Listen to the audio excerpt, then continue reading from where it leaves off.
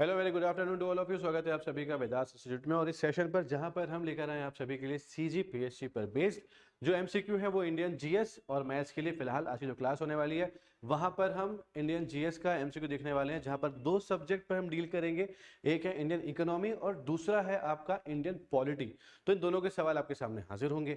तो आपकी जिम्मेदारी ये है, एक बार कंफर्म कर दीजिए कि आवाज़ आ रही है कि नहीं आ रही है, ऑडियो वीडियो क्लियर है या नहीं है, और एक बार कंफर्म कर दीजिएगा। इसके बाद हम आगे बढ़ेंगे और उसके बाद आपकी जिम्मेदारी एक और ये बनती है कि आप इस सेशन को भरपूर मात्रा में अपने हर सोशल मीडिया प्लेटफॉर्म पे शेयर कर दीजिएगा।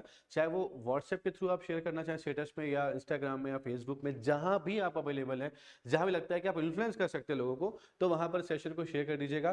क्योंकि जो कंटेंट होगा वो बेस्ट होगा, जो एमसीक्यू कैलकुलेशन होगा वो बेस्ट होगा, और जो क्वेश्चन होंगे वो सुपर बेस्ट होंगे, और एग्जाम में आने के चांसेस भी आपको होंगे।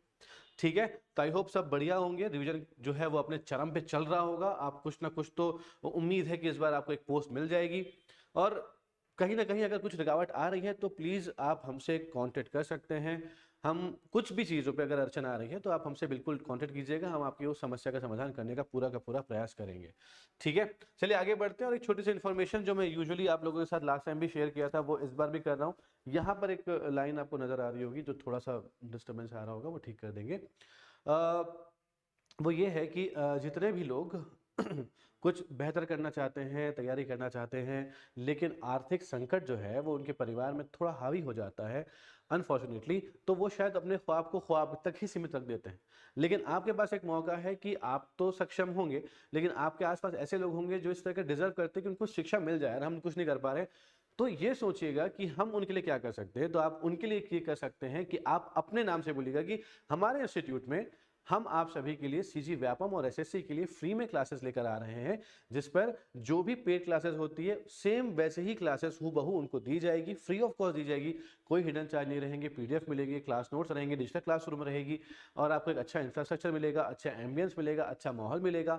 टीचर के साथ आप वापस इंटरेक्ट कर सकते हैं, करंट अफेयर्स मिलेंगे, ये तमाम चीज़ें आपको दी जाएंगी। तो आप ऐसे लोगों को जो कि ज़रूरतमंद हैं, जो कि इकोनॉमिकल वीकर सेक्शन से बिलोंग करते हैं, जो आर्थिक रूप से कमज़ोर परिवार से बिलोंग करते हैं, या फिर अदर रिजर्व कैटेगरी से बिलोंग करते हैं, जो डिजर्विंग है, उनको हमारे साथ जोड़ने का, भेजने का प्रयास कीजिएगा।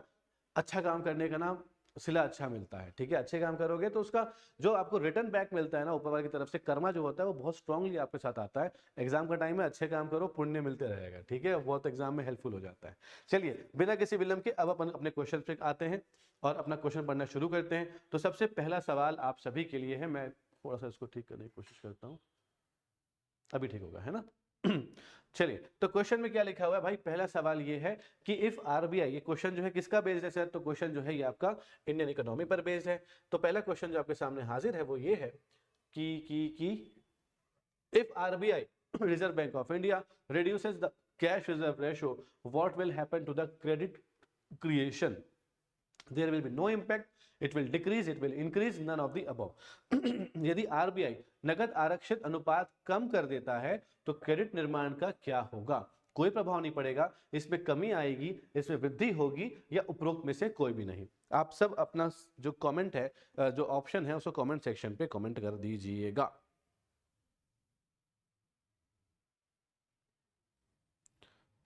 ठीक है। अच्छा, चलिए जाने दीजिए, बताइए क्या होगा इसका आंसर।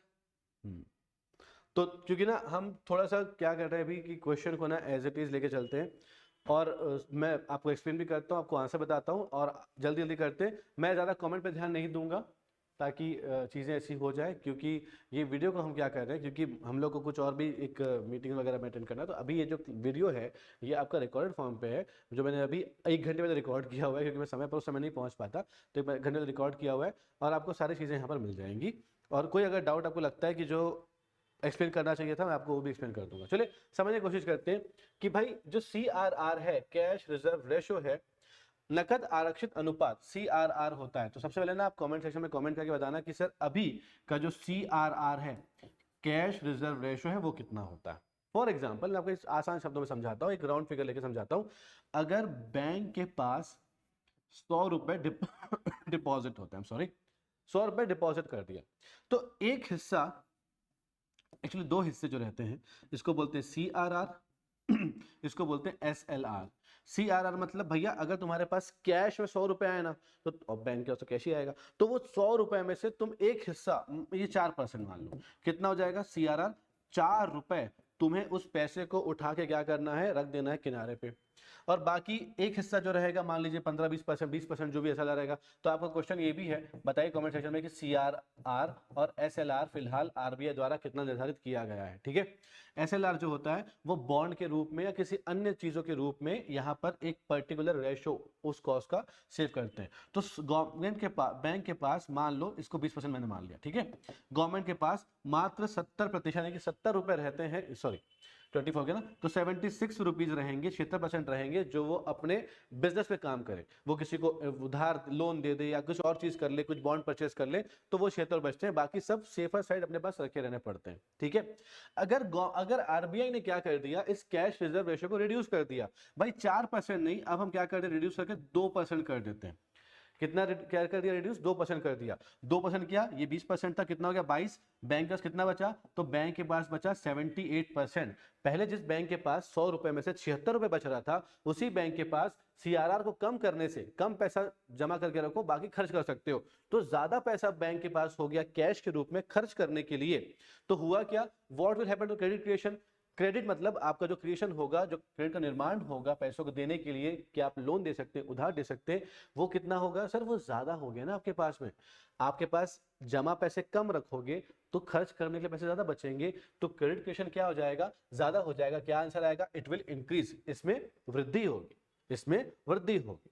ठीक है, क्या हुआ भैया, आपको घर में क्या हुआ, आपको पॉकेट मनी मिली एक हफ्ते की, कितना मिला, 1000 रुपए मिला। ठीक है, पापा ने सख्त हिदायत दी थी, बेटा तुमको सेविंग करनी है, तो तुम 1000 रुपए तुमको दे रहा हूं, लेकिन तुम 200 रुपए अपने पास पॉकेट में अलग से मेरे पास जमा कर दो लाके। तुम्हारे पास कितने रुपए हो गए खर्च करने के लिए, 800 रुपए। पापा ने फिर पापा को तुम पर तरस आ गया, यार पेट्रोल पैसे महंगा हो रहा है, महंगाई बहुत बढ़ जा रही है। पापा ने बोला अगले हफ्ते ठीक है बेटा, एक काम कर, तू 1000 रुपए में से ना सिर्फ 100 ही रुपए जमा कर मेरे पास लाके, बाकी 900 तेरे हो गए। जब रिजर्व यानी आरक्षित रखने वाली धनराशि जब कम हो जाती है, तो आपके पास खर्च करने राशि जो हो जाती है, वो क्या हो जाती है, बढ़ जाती है। इसलिए ऑप्शन नंबर क्या रहेगा, सी जो रहेगा वो बिल्कुल सही जवाब रहेगा। आई होप ये क्लियर हो चुका होगा आप सभी को। ठीक है, चलिए भाई आगे बढ़ते हैं। अगला क्वेश्चन ये रहा, क्या कहता है क्वेश्चन, बोलता है कि what is the main cause of the export surplus, export surplus, the countries stringent import policy, development in national international markets, the country's export promotion value, none of the above। निर्यात अधिशेष का मुख्य कारण क्या है, देश की सख्त आयात नीति, राष्ट्रीय और अंतरराष्ट्रीय बाजारों में विकास, देश का निर्यात प्रोत्साहन मूल्य, उपरोक्त में से कोई भी नहीं। फटाफट क्वेश्चन पढ़ के इसका आंसर देने की कोशिश कीजिएगा आप सब।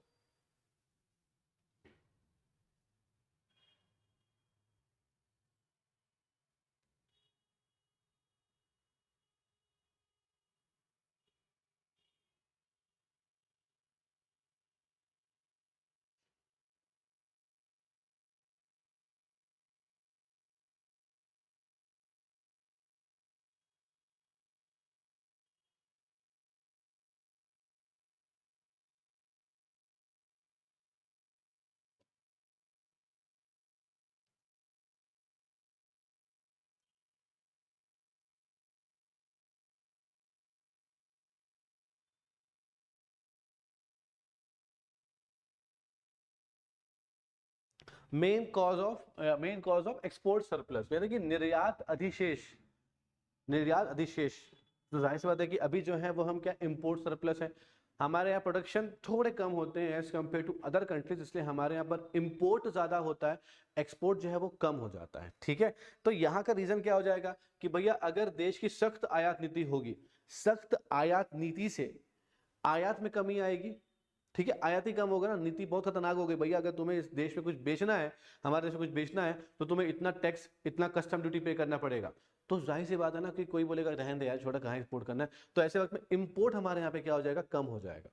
ठीक है, दूसरी कंट्री जो एक्सपोर्ट होता था हमारे देश में वो कम हो जाएगा, हमारे यहाँ पे जो इंपोर्ट होता है वो कम हो जाएगा। तो ये तो नहीं होता, उसका कारण development in national and international market, राष्ट्रीय और अंतरराष्ट्रीय बाजारों में विकास। एक्सपोर्ट का मतलब क्या होता है, निर्यात करना। निर्यात कहाँ पे करना, दूसरे देशों में निर्यात करना। ठीक है।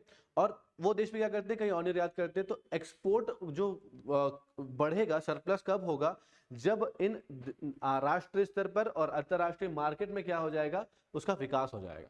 मार्केट बढ़ेगा तो डिमांड बढ़ेगी, डिमांड बढ़ेगी तो सप्लाई की मांग होगी, और सप्लाई जब होती है तो हमें सप्लाई करना पड़ेगा ना यहाँ से, तो एक्सपोर्ट क्या हो जाएगा, इंक्रीज हो जाएगा। तो क्या हो जाएगा, एक्सपोर्ट सरप्लस कब होगा, जब डेवलपमेंट होगा नेशनल और इंटरनेशनल मार्केट में, तब जाके एक्सपोर्ट क्या होगा, सरप्लस होगा। जैसे ऑप्शन नंबर बी जो रहेगा वो सही रहेगा। आगे बढ़ते, countries export promotion value, country की एक्सपोर्ट प्रमोशन वैल्यू, चलो हमने प्रोत्साहित कर दिया आप सभी को, भैया आपको अगर तुम यहां से एक्सपोर्ट करोगे कोई चीज को, तो हम क्या करेंगे, आपको सब्सिडी दे देंगे, मान लेते हैं, ठीक है। लेकिन सब्सिडी तो दे दोगी, लेकिन भैया एक्सपोर्ट करने वाली क्वालिटी हमारे पास होनी चाहिए, एक्सपोर्ट करने वाले प्रोडक्ट हमारे पास होना चाहिए। एक्सपोर्ट तभी कर पाओगे जब दूसरी कंट्री को आपके देश की इस वस्तु की डिमांड होगी। जब उसको डिमांड ही नहीं होगी तो क्या ही एक्सपोर्ट करोगे, ठीक है। तो इसीलिए क्या हो जाएगा, ये जो कंट्री की जो एक्सपोर्ट प्रमोशन वैल्यू होती है, इसकी वजह से एक्सपोर्ट सरप्लस नहीं हो सकता जब तक मार्केट में डिमांड पैदा ना हो जाए, जब तक इंटरनेशनल और नेशनल मार्केट का डेवलपमेंट ना हो जाए, ठीक है। इसलिए ऑप्शन नंबर बी जो रहेगा वो बेस्ट सुटेबल आंसर है इस क्वेश्चन के लिए। आई होप ये वाला पॉइंट भी आपको क्लियर हो गया होगा, ठीक है। इकोनॉमी बहुत प्यारी चीज है पढ़ने के लिए, क्योंकि इसमें आपको ना हर वो चीज नजर आती है जो आप रोज फेस करते हैं, समझते हैं, जानते हैं, पढ़ते हैं, और मुद्रा से रिलेटेड होती है, ठीक है। मनी सबसे इंपॉर्टेंट चीज होता है लाइफ का, कि भैया पैसा नहीं है तो आपके पास कुछ भी नहीं होने वाला है। पैसा है तो वैल्यू है, पैसा है तो इज्जत है, पैसा है तो काम है, हर चीज ना, मानो ना मानो, प्रैक्टिकली का देखा जाए तो मनी इज एवरीथिंग, ठीक है। बोलते हैं ना, मतलब पैसे से खुशी नहीं मिलती, कोई बात नहीं, आपको खुशी नहीं मिलती, पैसा लाके हमें दे दो, ठीक है, लेकिन money is everything. Money can buy happiness, बहुत लोग बहुत सारी चीजों से खुश होते हैं, तो उसको मनी कैन बाय, ठीक है। तो कोई वो बुराई नहीं है इसमें मनी के बारे में बात करने में। आगे बढ़ते हैं, तो वो इकोनॉमी है पूरी की पूरी, इकोनॉमी से प्यार तभी होगा जब पैसों से प्यार होगा, ठीक है, जरूरी करना। Generally the deficit financing can create inflation, however it can be checked if dash, आमतौर पर घाटे का वित्त पोषण मुद्रास्फीति पैदा कर सकता है, हालांकि इसकी जांच की जा सकती है यदि government expenditure increases the aggregate supply in the aggregate demand ratio, all the investment is indicated as a payment of national debt, only the aggregate demand is increase, all of the above। सरकारी व्यय कुल मांग अनुपात में कुल आपूर्ति को बढ़ाता है, सभी निवेश को केवल राष्ट्रीय ऋण पर भुगतान के रूप में दर्शाया गया है, केवल कुल मांग में वृद्धि हुई है, उपरोक्त सभी। क्या होगा इसका आंसर, जवाब दीजिएगा, ठीक है। ध्यान से पढ़ो पहले इसको।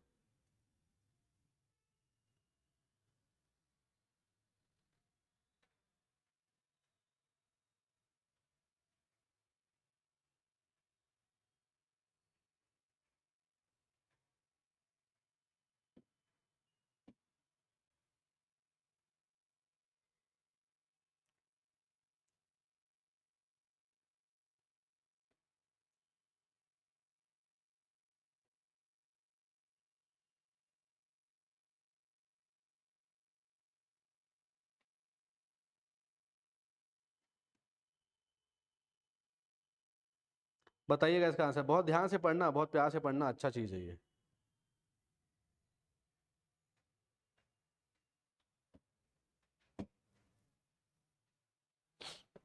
क्या जवाब दे सकते हो इसका आप, बहुत ध्यान से इत्मीनान से सोचिएगा।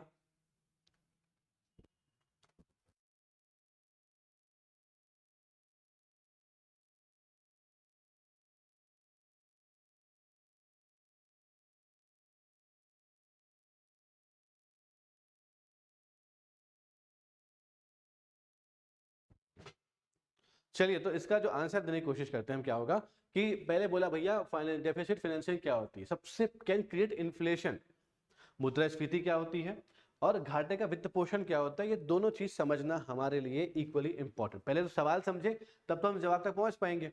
तो सवाल बोलता है घाटे का वित्त पोषण, डेफिसिट क्या बोला गया यहाँ पर, फाइनेंसिंग।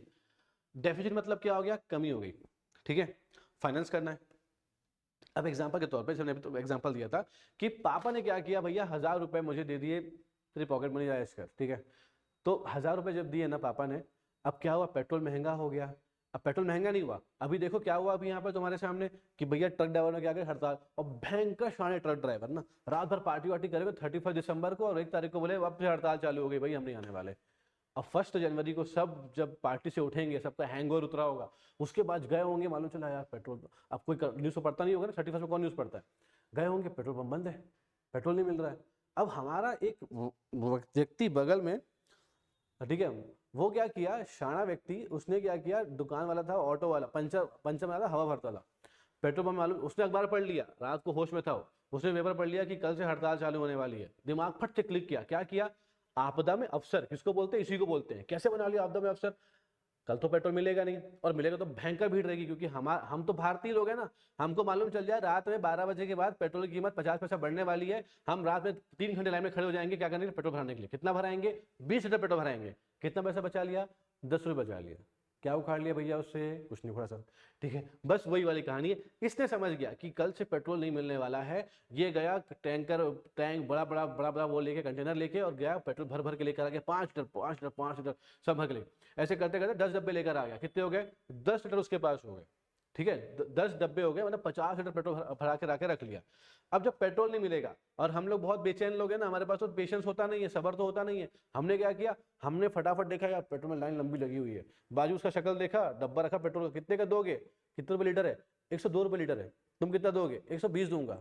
अब मैं सोचूंगा पैसे तो रखे हुए यार, टाइम तो है नहीं, मैं प्रधानमंत्री नहीं हूँ लेकिन ना, बस मेरे पास टाइम नहीं है, क्या करूंगा, एक काम कर, 120 लीटर है ना, ले डाल दे मेरी गाड़ी 5 लीटर, तो उसने कितना रुपए कमा लिया, मान लो अंदाजा उसने 20 रुपए कमाया 1 लीटर पे, 5 रुपए 100 रुपए कमा लिया, बैठे बैठे क्या करा उसने, एक टैंक से 100 रुपए कमा लिया। ये होता है पैसे बनाने का तरीका होता है, ठीक है, आपदा में अवसर इसको बोला जाता है।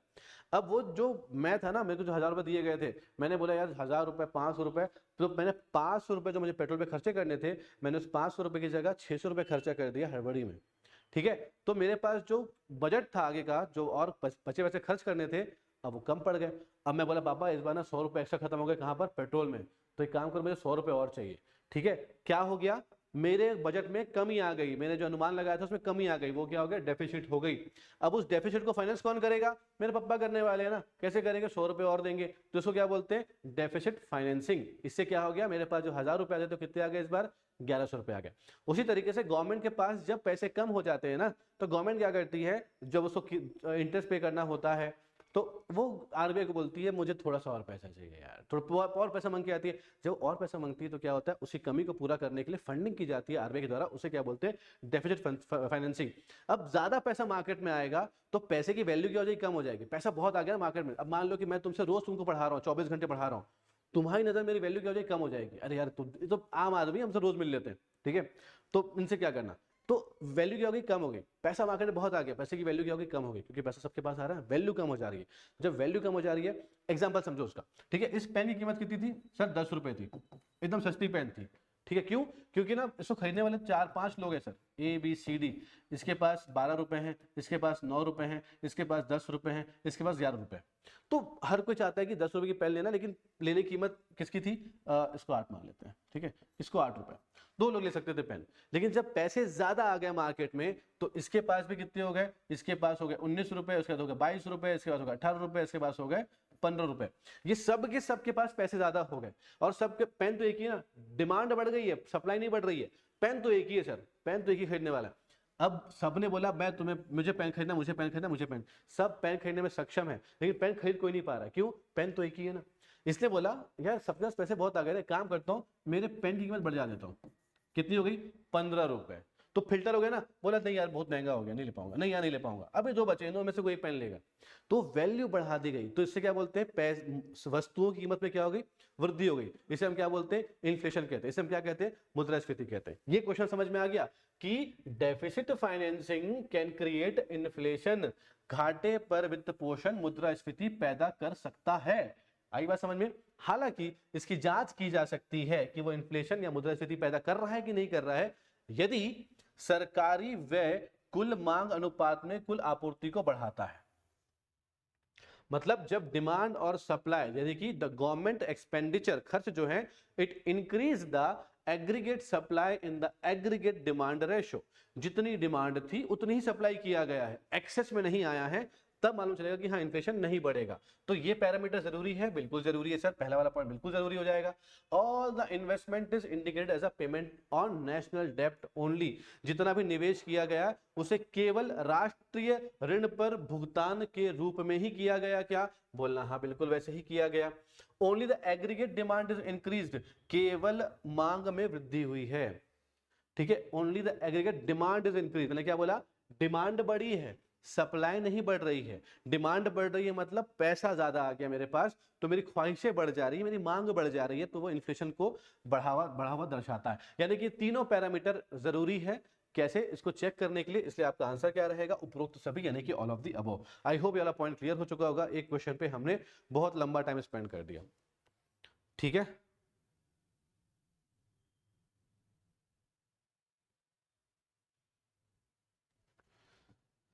चलो आई होप यहां तक सब ठीक, आगे बढ़ते हैं।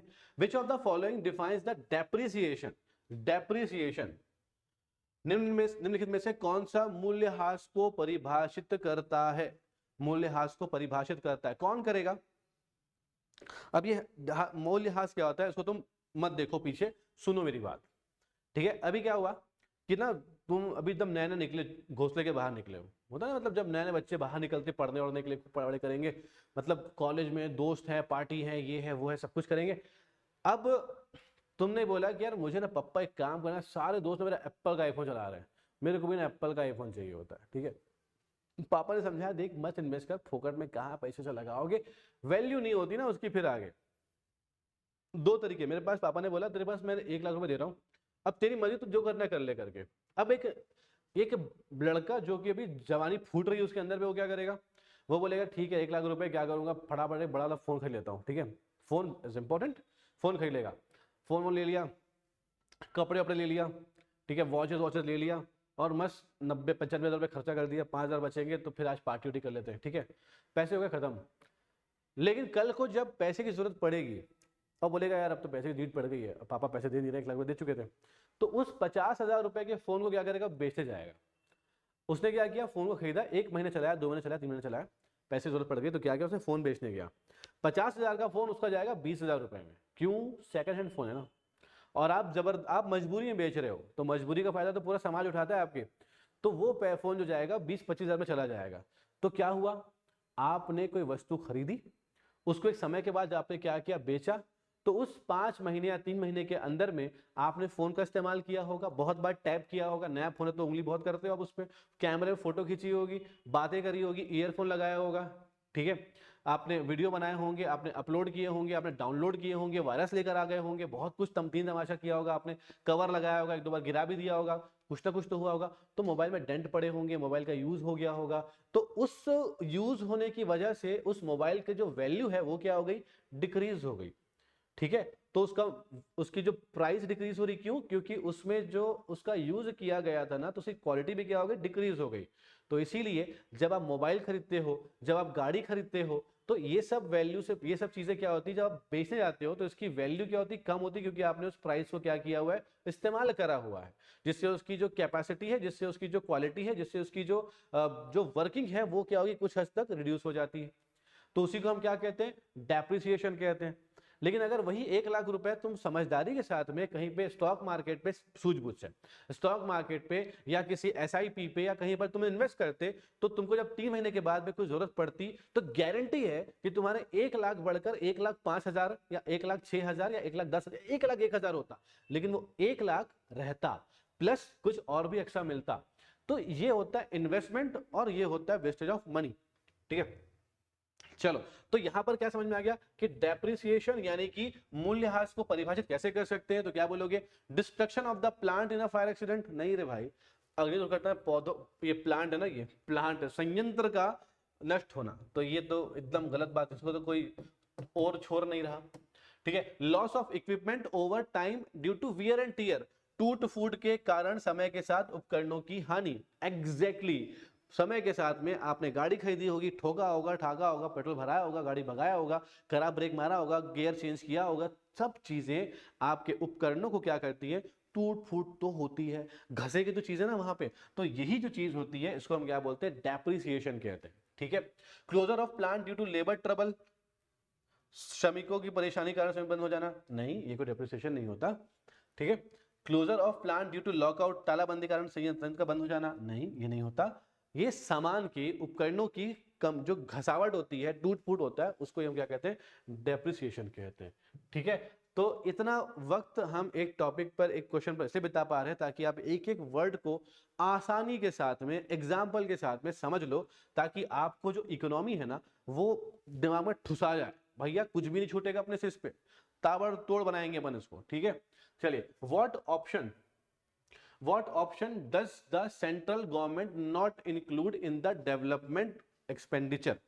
डेवलपमेंट एक्सपेंडिचर, ठीक है। केंद्र सरकार विकास व्यय में कौन सा विकल्प शामिल नहीं करती है? Grants to states, expenditure on social and community services, expenditure on economic services और डिफेंस एक्सपेंडिचर। राज्यों को अनुदान, सामाजिक और सामुदायिक सेवाओं पर व्यय, आर्थिक सेवाओं पर व्यय और रक्षा व्यय। एक बहुत बार पूछा हुआ प्रश्न है, अच्छे से इसका आंसर दीजिएगा, मालूम चलेगा क्या होगा फिर।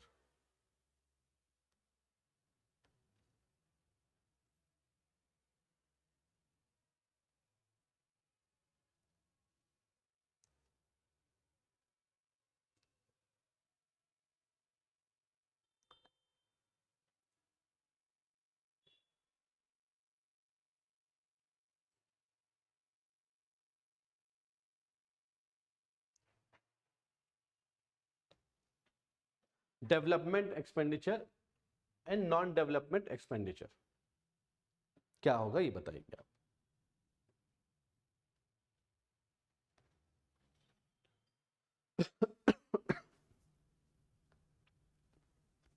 जो भी एक्सपेंडिचर सोशल और कम्युनिटी सर्विस को की जाती है, जो भी खर्चे, मतलब खर्चे, जो भी खर्चे सोशल और कम्युनिटी बेनिफिट के लिए किया जाता है, जो राज्यों को जो अनुदान दिया जाता है, और जो इकोनॉमिक सर्विस यानी कि जो आपकी जो आर्थिक सेवाएं होती हैं, ये जो दी जाती हैं, इसको हम डेवलपमेंट एक्सपेंडिचर कहते हैं। क्या कहते हैं? Development expenditure. कम्युनिटी और सोशल सर्विस के लिए राज्य को जो अनुदान दिया जाता है वो, और तीसरा जो आर्थिक सेवाओं के लिए जो खर्च होते हैं उसे हम क्या बोलते हैं? डेवलपमेंट एक्सपेंडिचर कहा जाता है। ठीक है, डेवलपमेंट एक्सपेंडिचर। तो इनके अलावा जो खर्च होते हैं उसको हम क्या कहते हैं? Non development expenditure. तो इसमें क्या बोला गया है कि इनमें से कौन सी चीज को केंद्र सरकार ने डेवलपमेंट एक्सपेंडिचर में शामिल नहीं किया है, ये आपको बताना है।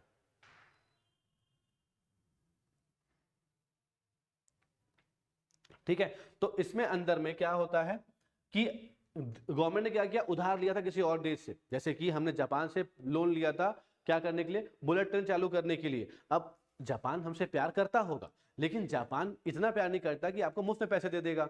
ऐसा तो नहीं बोलेगा कि ठीक है मैं तुमको अगर 1 लाख करोड़ रुपए दे रहा हूं तो तुम एक काम करना, मुझे 1 लाख करोड़ रुपए वापस कर देना, टुकड़ों मतलब पॉइंट्स पॉइंट्स में हिस्से वापस कर देना। ऐसा तो नहीं होगा ना। वो कितना ही प्यार कर ले, जितना पैसा देगा उससे थोड़ा ज्यादा पैसा मांगेगा, इंटरेस्ट लेगा ना। तो इंटरेस्ट पेमेंट जो होता है, यानी कि जो ब्याज का भुगतान होता है ना, जो ब्याज का भुगतान होता है, ये नॉन डेवलपमेंट एक्सपेंडिचर के अंदर पे आता है। ठीक है, नॉन डेवलपमेंट एक्सपेंडिचर के अंदर पे आता है। ठीक है, ये मैं इसको गैर विकास अनुदान की बात करेंगे। ठीक है, हाँ, गैर विकास व्यय की अनुदान नहीं, व्यय की बात करेंगे। ठीक है, ये पहला हो गया। दूसरा किस में आ जाएगा? सब्सिडी। जो सब्सिडी दी जाती है ना, वो सब्सिडी भी किस में आ जाती है? नॉन डेवलपमेंट एक्सपेंडिचर के अंदर पे आती है।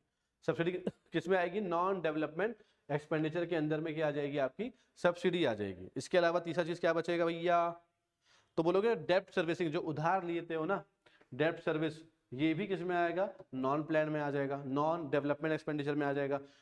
चौथा जो रहता है, 1 2 3, चौथा जो रहता है उसको बोलते हैं डिफेंस।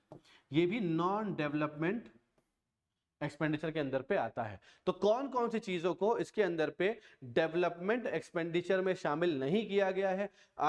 विकास व्यय में कौन सा विकल्प शामिल नहीं हुआ है? तो बोलो, राज्यों का अनुदान, ये विकास में शामिल किया गया है। सामाजिक और सामुदायिक सेवाओं पर व्यय, ये विकास व्यय में शामिल किया गया है। आर्थिक सेवाओं पर व्यय, इकोनॉमिक सर्विस पे व्यय, ये भी सेवा में चालू किया गया है। ये भी मतलब प्लान ये आपका डेवलपमेंट एक्सपेंडिचर में आता है। रक्षा व्यय जो होता है, जो डिफेंस एक्सपेंडिचर होता है, ये आपका नॉन डेवलपमेंट एक्सपेंडिचर के अंदर पे शामिल किया जाता है। इसलिए ऑप्शन नंबर डी जो रहेगा इसके लिए, ये बिल्कुल सही जवाब रहेगा। ठीक है, चलिए आगे बढ़ते हैं। तो अगला क्वेश्चन जो रहेगा बेटा पॉलिटिकल इकोनॉमिक क्वेश्चन देखे आपने अभी, तो कुछ क्वेश्चन अपन यहाँ पर पॉलिटिकल देख लेते हैं क्या क्या हो सकते हैं। ठीक है, चलो तो एक क्वेश्चन देखेंगे इसका और इसको फिर एंड करेंगे इस क्लास को, और फिर अपन मिलेंगे अगली क्लास के अंदर पे। ठीक है, चलिए क्वेश्चन लिखा हुआ है इस पे पहला, मतलब ये वाला, the constitution of India is design to work as a unitary government. Bharat के संविधान को एकात्मक सरकार के रूप में काम करने के लिए डिजाइन किया गया है। कब कब कब? In normal times, in times of emergency, when the parliament so Dzire, at the will of the parliament president. सामान्य समय में, आपातकाल के समय में, जब संसद ऐसा चाहती है तब, या राष्ट्रपति की इच्छा पर। कैसे बोल रहा है? यूनिटरी, एकात्मक सरकार। अब सरकार की बात करो तो हमारे को फीचर पता है इसका अच्छे तरीके से। क्या फीचर होता है सर? एक विशेषता क्या होती है कि जो भारत के अंदर पे जो इसका एक शानदार फीचर हमारे संविधान का, वो क्या बोलता है कि हमारा constitution is a blend of, क्या हो जाएगा? Blend of flexibility and rigidity, ये दूसरी चीज होती है। इसके बाद जो फीचर, जो विशेषता होती है, वो विशेषता क्या बोलती है कि हमारा जो झुकाव है वो एकात्मकता की ओर है, बट प्राकृतिक रूप से हम क्या करते हैं? हम संघात्मक रूप से कार्य करते हैं। ठीक है, हम झुकाव किस तरफ है? एकात्मकता की ओर झुकाव है, लेकिन कार्य जो करते हैं वो संघात्मक रूप से करते हैं, यानी कि we are federal in nature but unitary in bias. तो इन नॉर्मल टाइम्स, आम समय पे हम लोग संघात्मक ढांचे के रूप में काम करते हैं, यानी कि शक्तियों क्या हो जाता है? बंटवारा हो जाता है। पूरी शक्ति केंद्र के पास में नहीं आती। अगर पूरी शक्ति केंद्र के पास होगी तो क्या बोलेंगे? इसको हम यूनिटरी गवर्नमेंट कहेंगे, यूनिटरी फॉर्म ऑफ गवर्नमेंट कहेंगे। लेकिन मुट्ठी खुल गई है, शक्ति जो है वो कहां से गई? वो केंद्र से छन के कहां जाएगी? राज्यों के पास जाएगी। तो इसे हम क्या कह देते हैं? इसे हम कहते हैं क्या? इसको हम बोलते हैं कौन सी गवर्नमेंट? इसको संघात्मक यानी कि फेडरल गवर्नमेंट कहते हैं। नॉर्मल टाइम पे ऐसे चलता है। लेकिन जैसे ही कुछ समस्या आ गई, कुछ परेशानी आ गई, मतलब इमरजेंसी आ गई, आपातकाल हो जाता है, तो सब सतर्क हो जाते हैं। नहीं नहीं नहीं नहीं नहीं, अब भैया अलग अलग लोग को शक्ति बांटेंगे तो पता नहीं कौन कैसा इस्तेमाल कर ले और हम और फंस जाए ऐसी मुश्किल में। इसलिए सबकी शक्तियों को छीन के वापस शक्ति कहां पे आती है? सेंट्रल गवर्नमेंट के पास आती है, केंद्र सरकार के पास आ जाती है। और पूरी शक्ति अगर एक के पास आ गई मतलब वो कैसी हो गई? यूनिटरी फॉर्म ऑफ गवर्नमेंट हो जाती है। ऐसे मौके कब आते हैं? जब आपातकाल की स्थिति पैदा होती है, in times of emergency. In times of emergency ऐसा होता है। ठीक है, तो ये हमने इकोनॉमी खत्म करके एक शिफ्ट लिया कहां पर? पॉलिटी की ओर पे। अब ऐसे क्वेश्चन को लेके चलेंगे आगे की तरफ। तो फिलहाल आज की क्लास के लिए इतना ही। और अगर आप एक खास बहुत ही खास सूचना आपके लिए कि अगर आप रायपुर में रहते हैं या आसपास भी रहते हैं तो दो चीजें आप लोगों के लिए बहुत महत्वपूर्ण है। इनफैक्ट तीन चीजें, बट मैं फिलहाल दो बताऊंगा अभी शुरू में, फिर थर्ड बताऊंगा।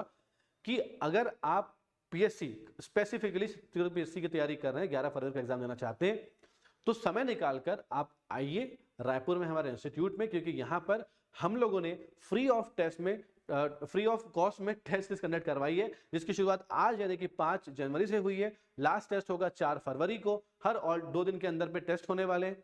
और आपको टेस्ट के अंदर पे जो रहेंगे वो 11 टेस्ट दिए जाएंगे। टेस्ट पूरे मुहिम के अंदर पे 11 टेस्ट दिए जाएंगे। सब्जेक्ट वाइज भी टेस्ट है और आपको एक कंबाइंड टेस्ट भी होंगे। यहाँ पर सीसेट का भी टेस्ट होगा और आपको आंसर शीट भी मिलेगी और आपको सोल्यूशन भी दिया जाएगा उसका क्या होता है। यकीन मानिएगा जो टेस्ट का लेवल है वो बहुत आला दर्जे का है। अगर आप बैठे तो आपको लगेगा कि यार वाकई में मैं पीएससी का एग्जाम देने बैठा हुआ या बैठी हुई हूँ। तो फ्री ऑफ कॉस्ट है। आपको सिर्फ और सिर्फ जो स्पेंड करना है वो समय है। समय स्पेंड कीजिए, पेपर लेकर आइए, पेन लेकर आइए अपना, और यहाँ पर बस टेस्ट दीजिएगा और अपने आप को जज कीजिए भाई हमारा लेवल क्या है, हम कितने पानी में। पहली बात। दूसरी चीज ये कि हम लोगों ने, मैंने जो शुरू में बताया कि जितने भी ईडब्ल्यूएस यानी कि इकोनॉमिकल वीकर सेक्शन से बिलोंग करने वाले बच्चे हैं और जो शेड्यूल ट्राइब और ओबीसी से, नॉन क्रीमी लेयर से बिलोंग करने वाले बच्चे हैं, उन सभी बच्चों के लिए हमने एक मुहिम चलाई है कि इनको हम free of cost Chhattisgarh Vyapam और एसएससी की जो कक्षाएं हैं वो मुफ्त में देंगे। और वो सारी चीजें मुफ्त, इसका मतलब नहीं कि वो क्वालिटी में हम थोड़ा सा कॉम्प्रोमाइज करेंगे, बिल्कुल भी नहीं। जो लेवल पेड क्लास के अंदर पे होता है वही सेम लेवल आपको उस फ्री क्लास में नजर आएगा। शर्त इतनी होनी चाहिए कि आपके अंदर पे वो जज्बा, वो जुनून होना चाहिए कि कुछ कर गुजरना है। ठीक है, अभाव है लेकिन अभाव में हम कहीं पर पीछे न रह जाएं, ख्वाब को ख्वाब तक न रहने दें, सीमित न रहने दें। इसीलिए आपको उस ख्वाब को हकीकत में बदलना चाहते हो तो आपके पास एक ही एड्रेस है, वेदास इंस्टीट्यूट का। रायपुर में आइए, हमसे मिलिए। आपके चित परिचित जो भी हैं आपकी नजर में, आप उन तक ये बात जरूर पहुंचाइएगा। और ये एक अच्छा संदेश है जो सब तक पहुंचना चाहिए, ऐसा मुझे लगता है। ठीक है, थर्ड बात जो है वो हम किसी और क्लास में करेंगे। तो आज के लिए फिलहाल इतना ही। थैंक यू सो मच, बहुत बहुत धन्यवाद आप सभी का पढ़ने के लिए, रुकने के लिए। इसी तरह बने रहिए हमारे साथ में, व्यास इंस्टीट्यूट के साथ में। अगर पहली बार आए हैं तो उसको सब्सक्राइब किए बिना मत जाइएगा, ठीक है। Thank you so much.